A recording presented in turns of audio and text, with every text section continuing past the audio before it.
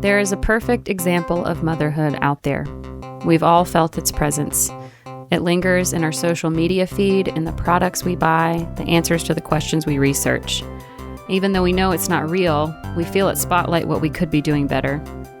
Join two best friends as they step off the stage of motherhood and go behind the scenes with moms from different walks of life. The Momcult Podcast.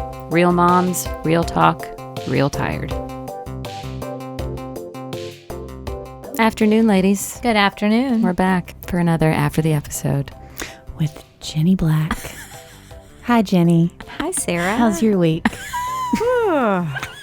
Are we doing our check-in? Sure, yeah. I don't know. Hit it. You want me to start? Yeah, you start. Okay. So I was just telling Joy before you got here, Sarah, that like all I've been doing, my number one priority is getting ready for, it sounds so pretentious, for doing a TEDx talk. Woo!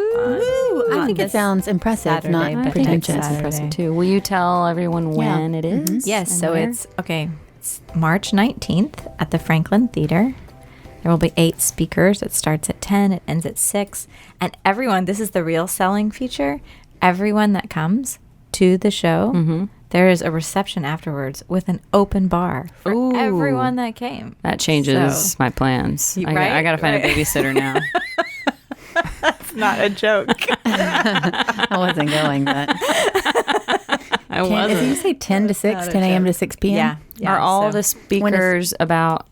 everything's different. Everything's different. Totally Okay. different. Okay. So it's really, I mean, I love it. Like we did the rehearsal where I got to hear everybody else's speeches, and it's just really, really unique, original thoughts and ideas. How are you feeling So- about yours?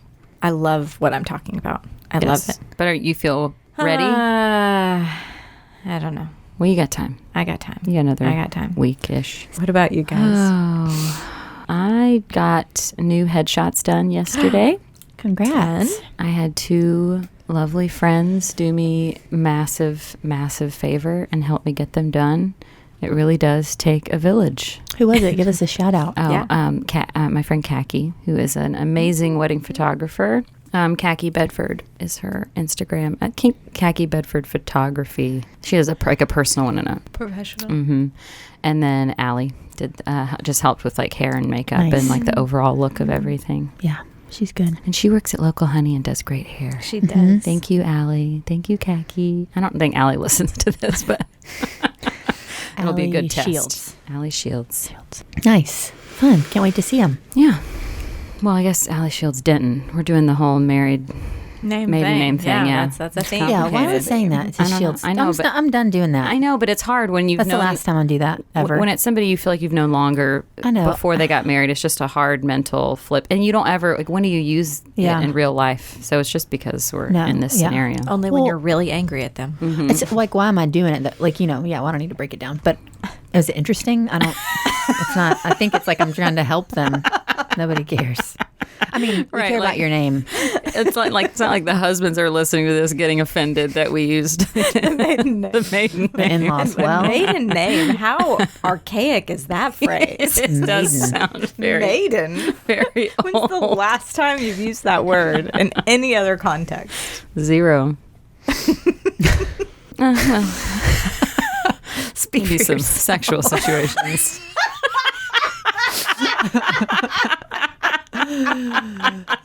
To each his own. I like to write period pieces. Sarah is so creative. We've just seen the tip of the iceberg here, but unfortunately, Joy and I will never see the rest. It's for a special audience. Yeah.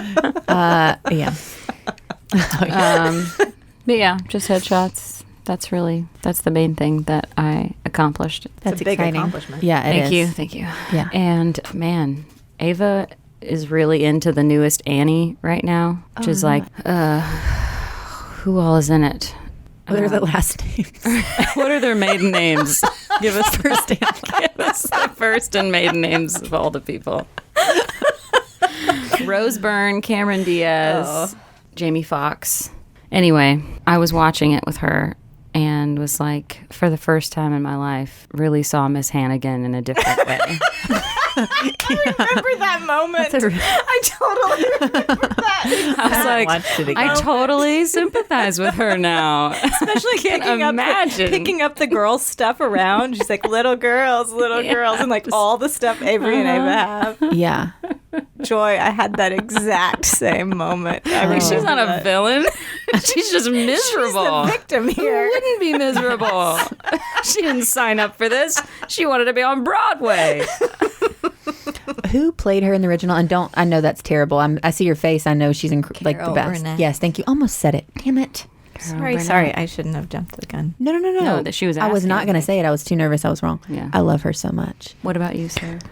This ties in with Carol Burnett and Miss Hannigan and that whole thing, because this past week we've talked about with Haylee transitions and getting in and out of the car and how that's difficult for us. And the other day I was getting Parker ready. I had to be at a meeting. It was like, we were already almost late and we had gotten up earlier and just all the things. It was just kind of a perfect storm. And I don't know that he could tell, but internally I got angrier than I should have. Like it was just like a boiling point. Feel it, yeah. Yeah, and I don't know.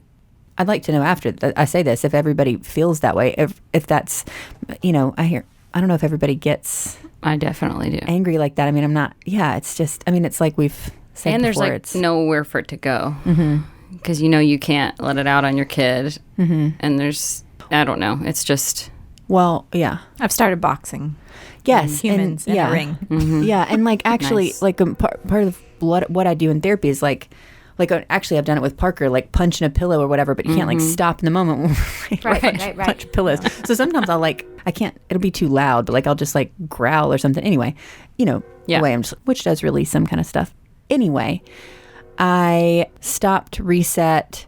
And then the last couple of days I've gotten up earlier, which y'all won't hear this, but I've had to retell this story now 3 times because I'm so sleep deprived. I'm getting up with him he wakes up at 5:30 and I'm trying to do like 6:30. Today I did 5:40. I just stayed awake. Not like, martyring myself. I just stayed awake. Yeah. So now I'm really tired. It means I go to bed earlier. The point, I guess, that I was trying to make was, that's my check-in, I guess. Just getting too angry, starting over. It's not funny or anything. I feel like it always needs to be funny.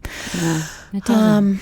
It does not. Okay. Yeah, the mornings that I never really know what the morning's going to look like. I mean, I'm trying to have a consistent morning, but sometimes if I am so exhausted, then it's like, okay, I'm putting her in the pack and play, and I'm going to put on some Elmo, and I'm going to go lay down for like another half hour, 45 minutes.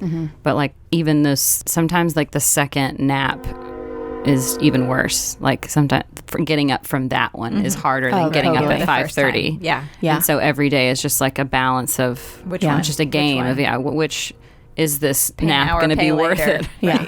Right. Oh, well, actually, I do have the point. This is my like atrophied brain not working. But this morning when I got up earlier, it was maybe 5 extra minutes to give him the time to like think through things. And it was like a million times Game better. changer, yeah. Which is great. I'm acting like it's annoying, but it really was great. So that just means, you go to bed earlier and do it. Yeah. Just do it that way. But like Haylee said, I get, then you get up at 5:30 and work out. And I'm like, well, what? I'm getting up at 4 freaking 30? I can't do that. Yep. The only being I share my house with now is my dog. And I'm angry every single morning that he needs to go out. Yeah. You're like, I thought I was Every done morning. with this. The rage that I channel Someone at my always dogs needs just me. internally. Yeah. Like someone was asking me, what time did you wake up this morning? And I said 6 and 7. They were like, and 8. why? Because you want to go out. All right, Jen, give us needs your to know. thoughts. Okay, let's see. Y'all were talking about, I guess she has a new job. And y'all were talking about like changes, and you were talking about Transitions. Yeah, transitions, and you learning how to do your work in a new way. Wanting to learn a new thing, Yeah, like immediately. And the energy that 2 things I was thinking about. That one, the energy that it always requires anytime that you do something new, but then also I feel like such an interesting thing about work. I can't remember who I was talking to, but they were basically doing the math and figuring out, oh, wait a second. If I pay for childcare for 3 kids, then I should not work. That's really stupid. Like I might even be paying money to work. And I was like, right. That is the struggle. And that's why so many women work because they need to work. Like they're not even working for money. Like we almost lose this connection to that work is a livelihood, like what it was. Anyway, I don't know what percentage of the population I'm talking about, but a lot of people I talk to are in this situation. Totally.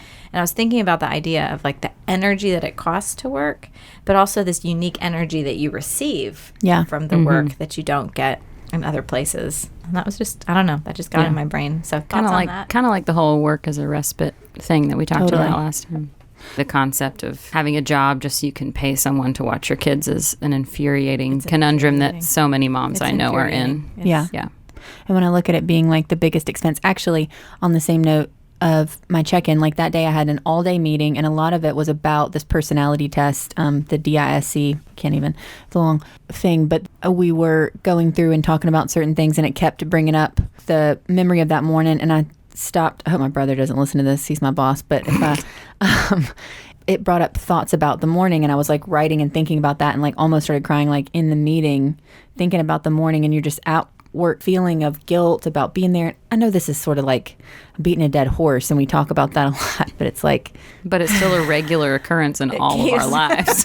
like we would love to kill the horse fully, but no, it's just it keeps getting back up. Like, there's just like bone powder, horse bone powder. So that reminds me. No horses were harmed in the recording of this podcast, by the way. Like I'll occasionally be like, oh, it would be nice, and I just don't want to do it, and I'll just need a break, or I'll stay home, and then I want to do it. I'm glad to have the gift of being able to, whatever. Yeah. To go to work, you mean? Yes. Yeah. Sorry. That reminds me of when, who knows, when both my kids were born at the time, but there was this one particular toy that would just randomly go off like in the middle of the night, just really loud, obnoxious toy. We did so many things. We took batteries out of it. It still made noises. Left it out in the rain. We left it. We even threw it in the trash, and it kept somehow coming back into our house. It's like the Friends episode with Phoebe and the smoke alarm. Yes, that's exactly what it was like. Some things just don't die. I was about to say, wait, was that the story? Glad you at least put that button tagline on it. Some things just don't die. Don't die. Ain't that the truth?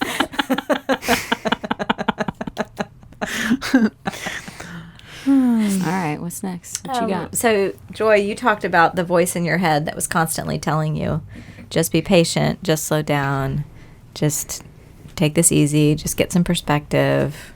I thought that was a really interesting conversation. The Buddhists talk about having the doer and the watcher, and so that's kind of what you were speaking to. Like, there's you're doing all these things, but then you have this other, like, watcher that's like, okay, is that what you want to do? Is that how you want to be? Mm-hmm. So I wanted to hear more of y'all's thoughts on that. Is the watcher my self-critic, or is there like two versions, like the kind watcher and the one that's being negative, or are they supposed to be the same? I think that the doer is your, I'm going to be guessing, but I think the doer is what it would be like your true self. And what is the family systems? What is that? The two, or I know there's a bunch of things that you can be, but your true self. Your core self. Thank you. And then like as observers, or what is the other thing? The protectors. Yeah.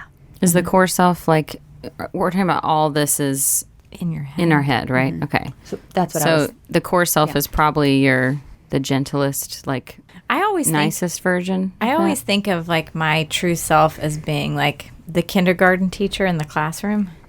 Like, she's got this. Mm-hmm. Like, she knows how we're going to be okay. It's going to, hey, you need to. Everybody calm down. Take a nap. Yeah. You need to go pull your tag.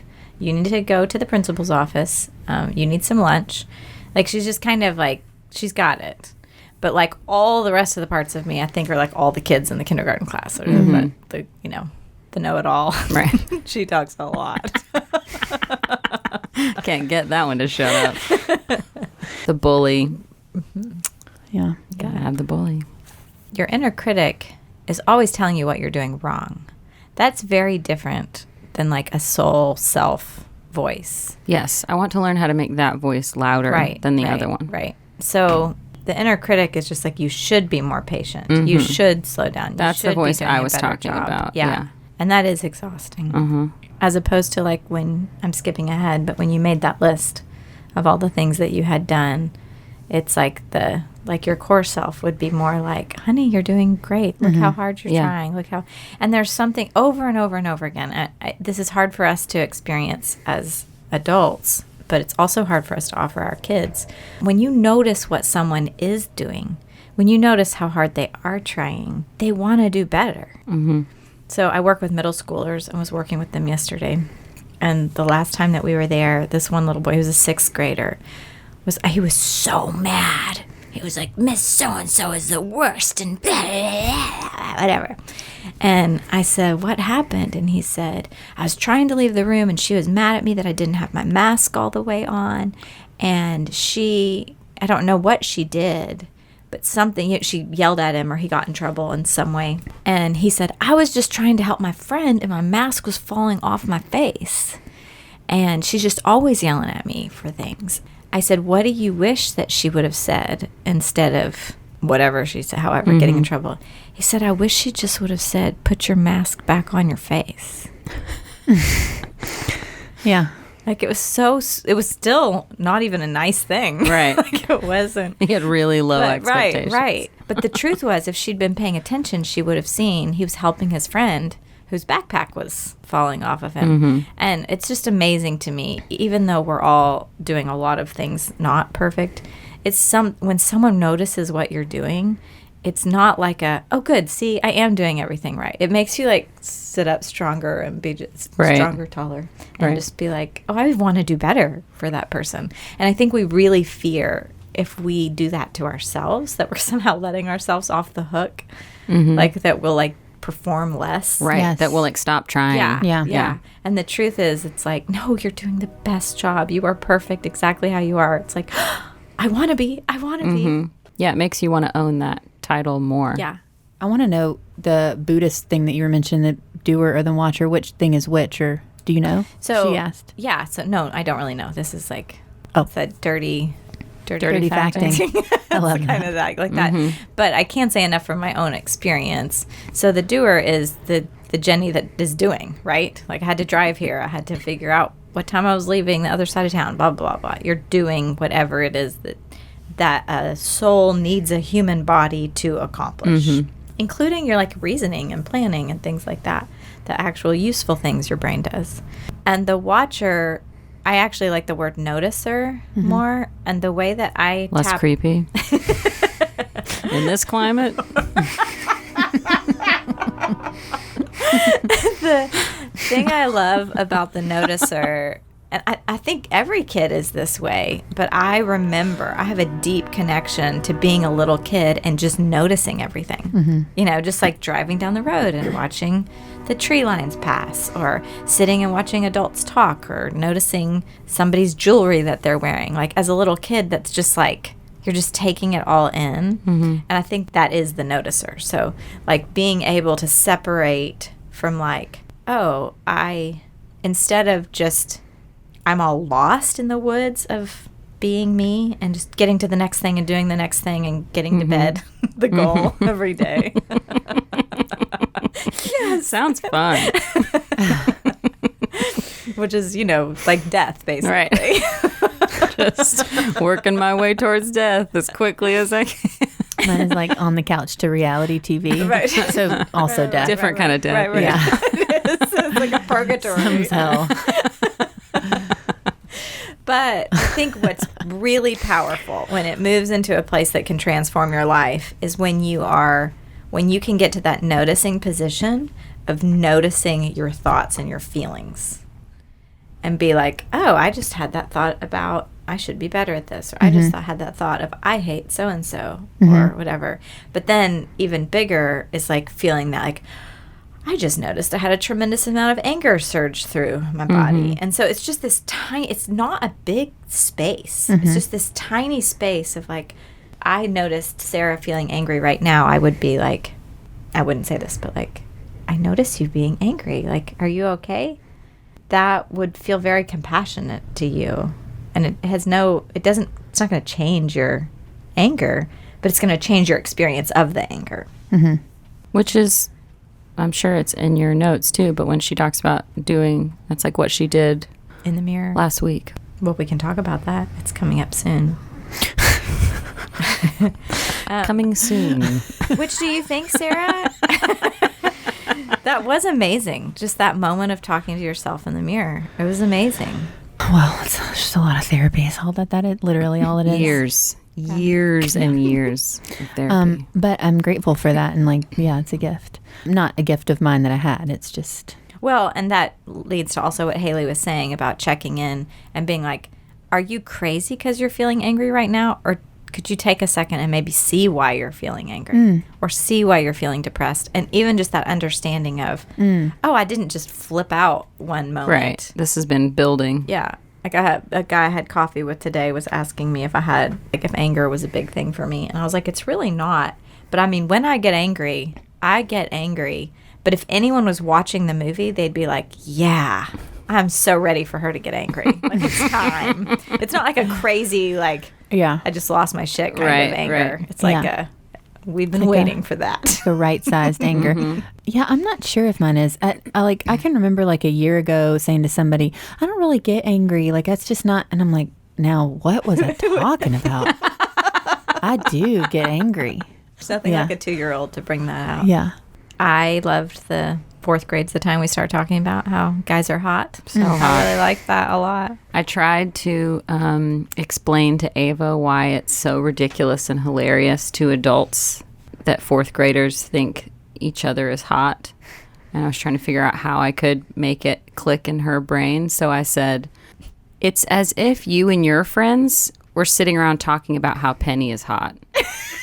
And she started laughing so hard. I was like, that's ridiculous. And I was like, exactly. That is exactly what we're feeling when you guys say that. So good. Well, so I was with my friend Rowan, who is 9 years old. And he was asking me who my favorite Spider-Man is. Hot. I said, Tobey Maguire. And he was like, that's interesting because wait, who's the new one? Tom Holland. He said, because my friend, Tom Holland? Whatever. Wait, Rowan's friend with Tom Holland? Super hot.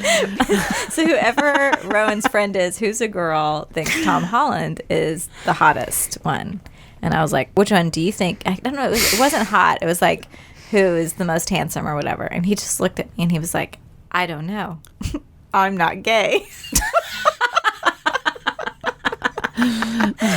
Conversations you'd never thought you'd be having with a 9-year-old. I said, Rowan, so do you have to be gay to know if a man is handsome? And he just takes a really long time and he looks at me and he goes, Heath Ledger. I was like, that's right. A good one. Yeah. He is universally attractive. And then he goes, was. Dang. This kid knows everything. I was like, okay, can we keep going? We were at the African American museum. I haven't been yet. Museum. Oh my gosh, Joy, it's so good. So that's where we were. So then I was like, can we just go study music history now? Because I'm in over my head with you.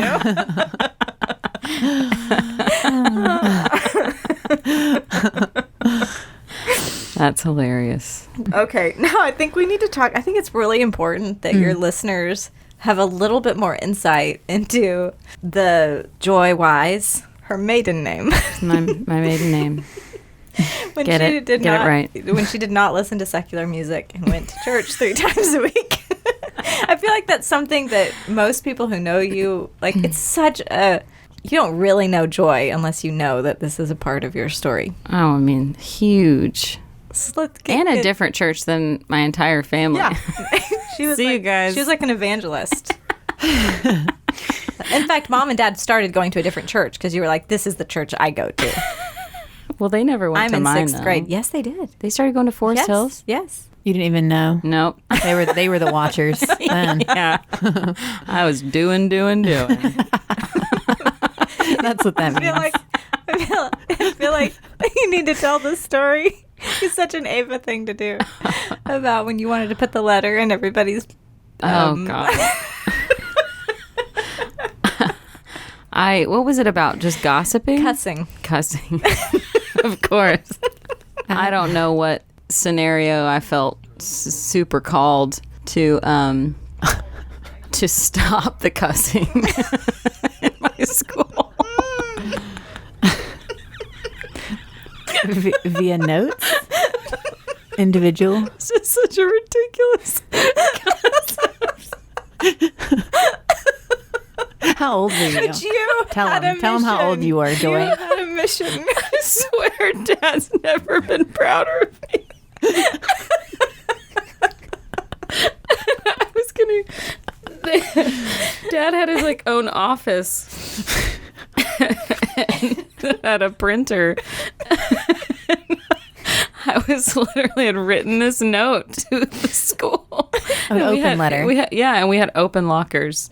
So there were no doors on them. And so my plan was to put this letter in every person's locker. And Dad was like, let's do it. And Mom was like, absolutely not. She is going to ruin every potential friendship. Her first year at this school. She was in 6th grade. Yep. Your first year? You just went and thought there's too much in the cursing. high schoolers' lockers. She was Just taking care of the whole. all 6th through 12th.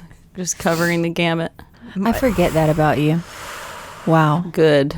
It's so good. It's so good. So thanks, Mom, for saving my life. it's one of her That's proudest incredible. moments. It really is. She was like, no. She- She never stood up She about didn't put her foot down anything. about a lot of things. It's definitely in the top 5. She was like, this is where I say, and no. I'm speechless. I think she threw it away. I think she purposely lost the letter. Exactly like what she would do. I don't know where they went. I don't know. I knew about your piousness, your extreme piousness at that time, but I don't think I've ever heard that. That's wild. Yeah. I also wouldn't let a girl join our Bible study because I knew she just wanted the biscuits. You're basically Regina George of Christianity, is what this is the actual truth.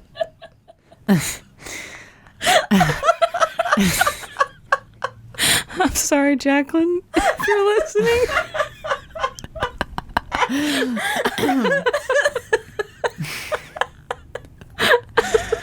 Oh boy.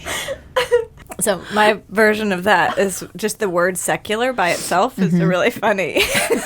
Not many people use that word. Secular maiden. This is a real BC podcast. Momcult BC edition. Ooh, what? after the episode, maybe there's something there. We'll workshop it. So this is before you were born, and Mom had done this major organizing of the whole house, and we had a record player at that time, back the first time when people had record players. She had organized all of the records into secular and Christian. That's how they were organized. That explains a lot. Right. So there's this side, here's all the secular ones, here's all the Christian ones. And I was getting out a record to put it on. And I saw that and I was like, and I started crying so hard because I was like, Mom, why do we have sexual records? I had a feeling that that's what you were going to say. And she was like, oh, honey, it's not sexual. It's secular. That just means not Christian. And so I stopped crying. And then I was like, why do we have any records that are not Christian? I thought I knew you. It's just as upsetting. It's worse. I have too many questions. Yes. Right. I mean, I know some of those, but I don't. That's A miracle that we turned out in any way. To participate in society at large. Yeah. Which praise him. Goodness gracious. I think that's yes, exactly. that's the Lord right now coming to get us. I like your southern. You did one thing, kind of going into this. What was her name on that? Designing Women. This list. Can you do it? I can't do it. What are you doing? That wasn't it. You just dry heaved. You just did it. It's kind of it's buxom. That was a lot. But it was Oh, why didn't you say buxom in the first place?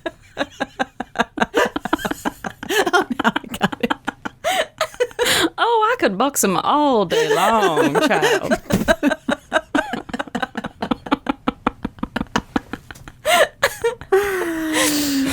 Oh, this is fun. And then the who am I, like that made me laugh really hard about just asking the internet or anything. Oh, the quizzes. Who am I? Yeah. Yeah. Oh, So please, magazine, tell me who I am. Please, I have no idea who I am. Yeah, still. Well, and how, I mean, to get back on a serious note, how significant that felt to me when my kids were at home. It was more significant. That loss of self is just so massive. I mean, really, from the time you find out you're pregnant until they leave home, you're this place. Like, you're a place. I wrote about this a lot this summer of, like, when did I stop being a person and start being a place? And, like, really resenting it. Like, I'm a person, too. I'm not just a place for everybody to come in and, like, do what they need to do and, like, live their best life and whatever. And then leave. Like, and then go, right. And, like, and then I'm just wait here empty until everybody comes back. And the work of holding on to that person while my kids were growing up was more significant than any other phase of my life. And how it was interesting, and we can talk about this as we go on to having different people having different ages of kids. Yeah. But there was this moment, like, it was like I just had to hold on to it. It's like I had to hold on to myself as one of my children. Like, okay, I took everybody else to lessons this week. Do I get to have a lesson doing take something? care of everybody. Yeah, like I had to keep that on course. But then when they hit middle school, high school, I had this moment that I know I've talked about before because it's the reason I'm okay with parenting right now. Is there was a moment somewhere in middle school and high school where I completely let go. Like, I realized how few years I had left of them. And I was like, you know what? I'm going to get back to her in a little bit. And I want to be all in. And that was, like, amazing. Like, I don't know if I could have done that earlier, if I should have done that. I don't know. If it was just the phase of development. Because, I don't know. Has anyone written a book about the phases of development of a mom? I don't know. That's like a very... I'll do it. Do it. Yeah, Get on it. So That's a really good idea. that felt like the right time to let go of myself, so to speak, because it didn't feel like I was getting lost in them.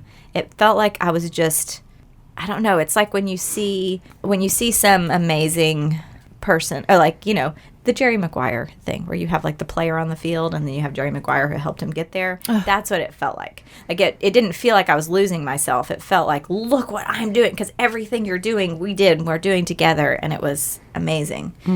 And now I feel like I have no need for who am I. That seems like a hilarious, who cares? Who cares? I don't care. Do you care? No. Nobody cares. I definitely don't care. Like, I don't care. Like, I want to be where I am. I want to be as present as possible. I don't want to be preoccupied with how am I coming across, or did I do the things I wanted to do today? Like, just be there. Is hope for us all? That sounds really freeing. Yeah, but I'm just saying that as I'm talking through it and listening to you guys, it has to be a phase of development. Like, because it also seems very important to ask that question and to get those answers and to work on that. And then it feels equally as important to start letting go of it in these ways that are freeing. Yeah, I mean, it makes sense that as you have kids that they, you know, I do think that a huge purpose of that is because it changes things within ourselves and forces us to see things and work on things that we might not otherwise be up against. And that where you're at is just the natural progression of... Well, it kind of turned itself on its head, because I have like this whole poem that I wrote about, I'm not a place, I'm a person. And that was like in June. And then like these last couple of months, I've been like, I'm a place. I'm so happy to be what a great thing to be a place. But what better thing could you be? When Parker climbs all over me, as if I'm not there, if it's too much and I'm tired and whatever, and I just get real angry. I'm just kidding. I will sometimes stop and set him down and say, I'm a person. I don't know that he gets it, but it does feel good for me to hear it. Yeah. That was a big part of what I was saying to my kids this summer. I just kept being like, do y'all remember I'm a person? And it was just this moment in their faces that was like, I don't want to know you're a person. I don't want to know you're a person. Like, yes, now I do see it. You have as much, a right to your happiness in life you want that any of the rest of us have. Yeah. Whew. More about, have we talked about this much about husbands traveling? Mm-mm. Is this the first episode that came up? She's the first one that I feel like that was has a husband in that scenario. I mean, Tyler's husband travels too now. I mean, now, I don't know if at the time he wasn't, but now I think he's going back and forth a little bit. So I really liked that conversation about, and they don't have to travel for you to be home alone and be doing all the night stuff. Because obviously, if that were the case, then your husband travels all the time, Joy. Yes, he does. He travels Thursday through Sunday. Yeah, but I really liked that conversation about like how to survive it and the tips for surviving it and acknowledging the unique struggles of it. Yeah. And I had the exact same experience that Haylee did, which was having a friend that had kids that could come over and spend the night, and they could all fall asleep together or whatever. Like that was huge deal. That was huge. I mean, bath time's insane with 4 kids or 6 kids, but it's easier than being the only adult in bath time with 1 kid. Yeah.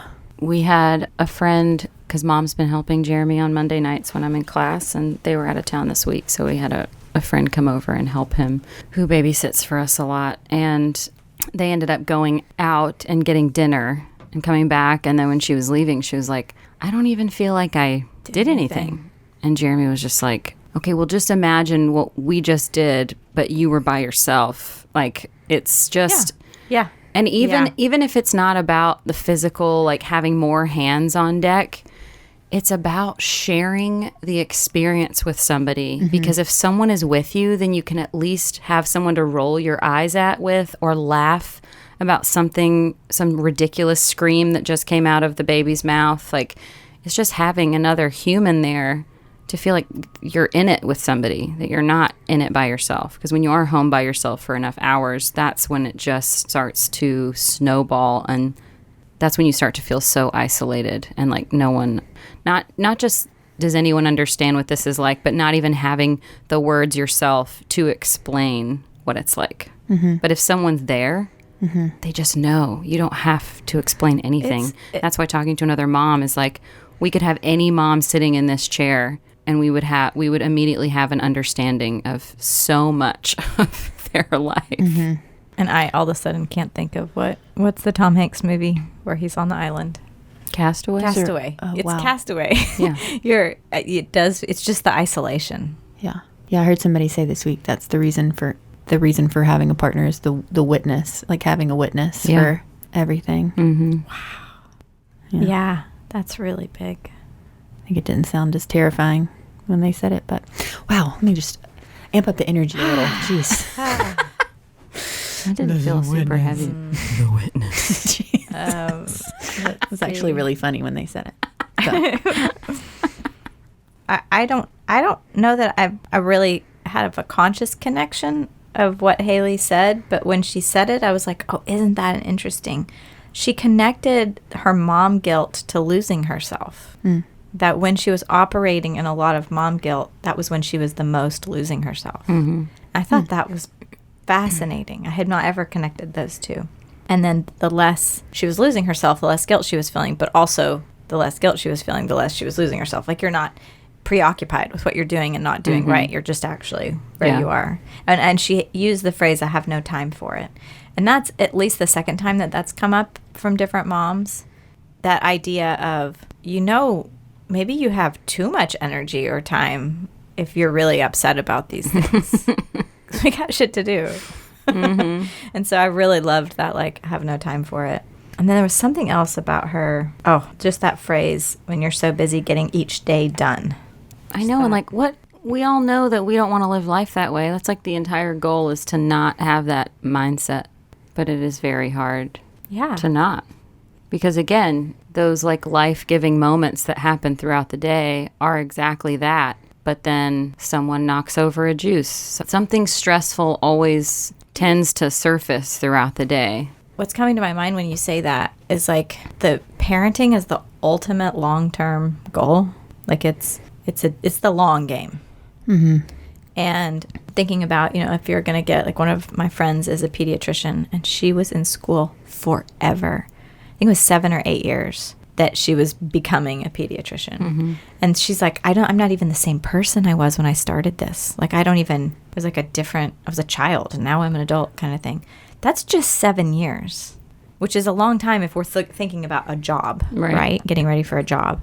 But then I get the perspective now of looking at my kids who are, Avery's going to be 21 this month, 21 and 22. And I can look at where you guys are and be like, oh yeah, it was amazing. Like, everything I did, every single tiny thing I did was like, that was the best thing I could have spent my time or energy on, because I get to see the end product, right, so to speak, including my relationship with both of them. So I'm wondering if there's a piece of what's happening that we've, like, kind of lost connection with, that we're doing with long-term goals, right? Because we live in such an instant culture. Do we think, and while I completely believe there are thousands of small-term moments where you get feedback that you're it was worth it, I did a good job, but still, not really. Like, it's a 20-year payoff kind of thing. It's like when you put your money in the investment account and they're like, don't pay attention to what this does until 20 years from now, it will eventually make more. Low risk. Yeah. No, but it's not low risk. That was 2. Cut that. Sorry. The Schwab technique. That's the title of your book about the phases of motherhood. Maybe it's the long game. We'll workshop it. Yeah, we'll workshop it. Sarah's secretly been workshopping it this whole time. Right. Like, I was like, the long game? Let's do it, Sarah. Anybody? Whatever you say, Brandon girl. Thought you'd be like, yes. I also just laughed so hard about you being so happy Penny couldn't talk to you. Oh my gosh. And that when it's your first child, you're like, I wish you could just tell me what you wanted. Say all the words. And then you're like, I'm so happy. I feel that way about Schroeder, my dog, all the time. Mm-hmm. I'm so glad you can't tell me how sad you are. Yeah, can't tell me you're hungry. Oh well. Yeah. Parker will say, Oscar, one of our dogs, is sad. And I'll be like, no, he's not. But he is. He's not sad. Hopefully Oscar doesn't listen to this episode. He's going to really know how you feel. But Haylee's daughter is 4 years old, and I agreed that I loved 4 so much. Yeah. But the reason that 4 was so fun for me is because you can teach a 4-year-old almost anything. And I love teaching. I love teaching kids, and I love watching people become self-sufficient. Mm-hmm. So watching a little 4-year-old start to figure out, like, how to organize my socks, or I can put the spoons away, or whatever. And then, like, because they're 4, they still think it's awesome. They get so excited. Like, they're like, I organized all my socks. So it was reminding me of Brandon was getting in trouble in school. It was in kindergarten, so he was actually 5. But the teachers had a talk with me. He's not doing well in the class. He's, doing and you things waited till Thanksgiving. Weren't even bad. It's like, gosh, he's 5. But I was like, he just needs some quality time with me. So I kept him home from school for a day, and I took the day off of work because I was teaching at that school. In that day, I don't remember all the things that we did, but I made a really big deal of today, you're going to learn how to use the washing machine. Ooh.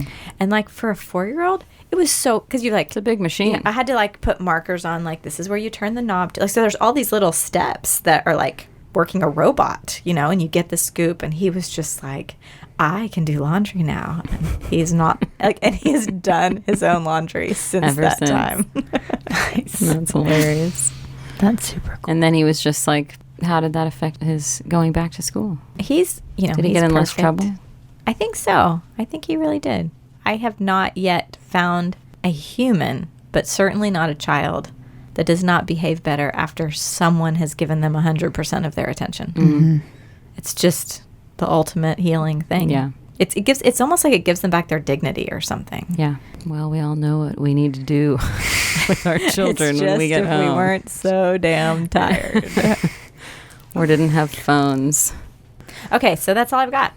What do y'all have? I will say, when Haylee just very casually was like, well, at the beginning of COVID, Dylan was 2.5, and now by the end, now she's 4. And for some reason, that specific age difference between 2 and 4 hurt my brain a lot. Like, it made 2 years of COVID seem like 15. Yeah. Because the amount of change that happens in your kid from 2 to 4 is so exponential. I was just like, oh my gosh. When this all started, you had a 2-year-old? That is amazing. Also, on that note, she was sort of saying the time off from her husband being off the road was a gift, like COVID sort of being a gift. And I mean, I don't know, I think she phrased it like that, but I felt something similar. Like, it was at the very beginning, Parker was 6 months old, and I was able to have no responsibility except him and work. And as I've brought back in scheduling and friends and all that stuff, it's exponentially more difficult. I'm grateful for it, but yeah, anyway, just noting that for some, certain things it's been. Well, I also think, I think we all had to find positive things about it, because what else are you going to do? Right. Yeah. Except at some point you have to pay attention to, what did I gain out of this experience? Yeah. And I think everybody probably gained something pretty significant.